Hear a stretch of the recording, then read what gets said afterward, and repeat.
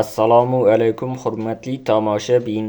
Kunlik valyutalar kurslari haqidagi ma'lumotlarni bir kun oldindan berib boriladigan kanalimizga xush kelibsiz. Kanalda yangi bo'lsangiz obuna bo'lishni va bir dona like tugmachasini bosib qo'yishni unutmang.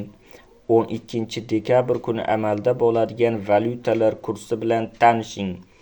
1 AQSh dollari 12.047 so'm 45 tiyin bo'lib 26 so'm 55 tiyinga qimmatladi. 1 yevro kursi 14.099 so'm 13 tiyin bo'lib 110 so'm 41 tiyinga qimmatladi. 1 Rossiya rubli 151 so'm 90 tiyin bo'lib 3 so'm 59 tiyinga arzonladi. 1 qozoq tengesi 23 so'm 14 tiyin bo'lib 7 tiyinga arzonladi. 1 qirg'iz so'mi 137 so'm 72 tiyin bo'lib 30 tiyinga qimmatladi.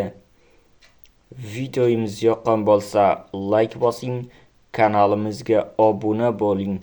Manba pultop.uz kanali.